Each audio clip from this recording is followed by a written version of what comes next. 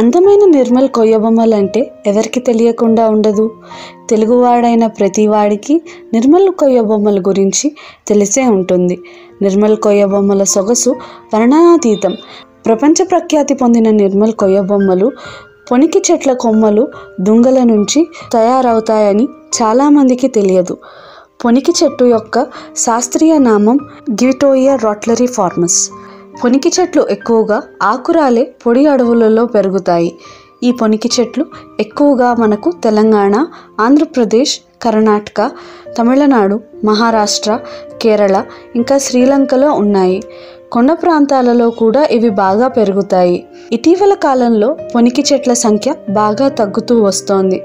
పర్యావరణంలో మార్పులు ఒక కారణమైతే పొనికి చెట్ల విత్తనాలలో పునరావృత్తి సరిగ్గా లేకపోవటం, విత్తనాలు నిద్రణా స్థితిలో ఉండటం, పొనికి చెట్లు పెరిగే స్థలాలలో పరిస్థితులు తిరోగమనంలో ఉండటం వంటివి పొనికి చెట్ల తగ్గిపోవటానికి ముఖ్య కారణాలు. పొనికి చెట్ల మొక్క మృదుత్వం, తేలికగా బరువు తక్కువగా ఉండటం వల్ల బొమ్మలు, కొన్ని గృహోపకరణ వస్తువులు విరివిగా చేస్తారు.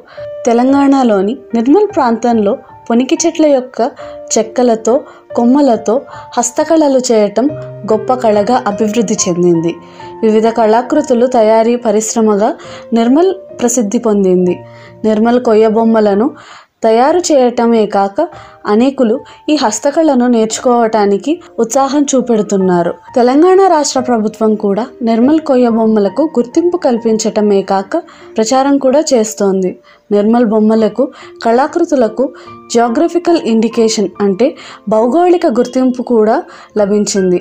నిర్మల్ కొయ్య బొమ్మల కళాకృతులు కలకాలం నిలవాలంటే పొనికి చెట్లు పెంపకం పెద్ద ఎత్తున చేపట్టాలి. లేకపోతే పొనికి చెట్లు అంతమవ్వటమే కాక కొయ్య బొమ్మల కళ కూడా భవిష్యత్తులో అంతరించిపోతుంది. పొనికి చెట్లు వైద్యపరంగా కూడా ఎంతో ముఖ్యమైనవి. సోరియాసిస్, కాళ్లవాపులు వంటి వ్యాధులను తగ్గించటానికి తయారయ్యే మందులకు పొనికి చెట్లు ఉపయోగపడుతున్నాయి. ప్రస్తుతం పొనికి చెట్లను, వాటి విత్తనాలపై విస్తృత పరిశోధనలు జరుగుతున్నాయి.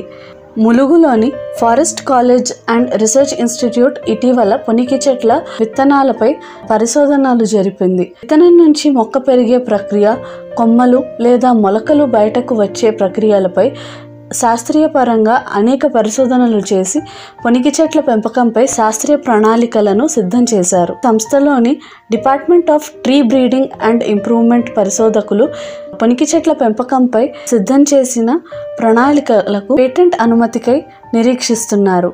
వీరు చేసిన పరిశోధనల వల్ల విత్తనం నుంచి మొక్క పెరిగే స్థాయి దాదాపుగా 75 నుంచి 80% ఉన్నట్లు గుర్తించారు. స్థూలంగా ఈ సంస్థ పొనికి చెట్ల విత్తన అభివృద్ధికి కృషి చేసిందని చెప్పవచ్చు. పొనికి చెట్ల విత్తనాభివృద్ధి వల్ల భవిష్యత్తులో పొనికి చెట్ల సంఖ్య గణనీయంగా పెరుగుతుందని మనం ఆశిద్దాం. ఈ వీడియో మీకు నచ్చితే లైక్ చేయండి, షేర్ చేయండి. ఇంకా మరిన్ని ఆసక్తికరమైన వీడియోల కోసం మా ఛానల్ను సబ్స్క్రైబ్ చేయండి.